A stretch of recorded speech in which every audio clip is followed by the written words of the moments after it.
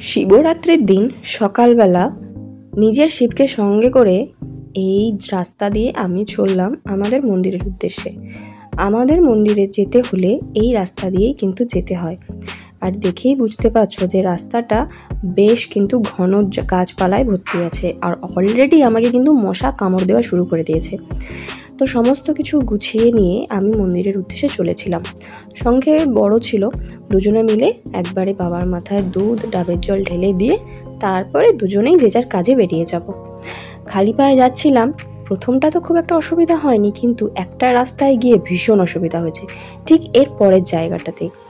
এখানে গিয়ে বাপরে বাপ, এত পায়ে লাল লাল কচগুলো লাগছিল যে বলাই যায় না। তারপর যথারীতি মন্দিরে আমরা পৌঁছে গেলাম। এই শিবকে কিন্তু আমরা সবাই প্রত্যেকে জড়িয়ে ধরে নিজেদের মনস্কামনা জানাতে পারি। মানে এখানে শিবকে স্পর্শ করার জন্য কারোর কোনো অনুমতির দরকার হয় না। তো সবাই একে একে দুধ, দই, ঘি, মধু, যার যা ইচ্ছে সব কিছু বাবার মাথায় ঢালছিলেন।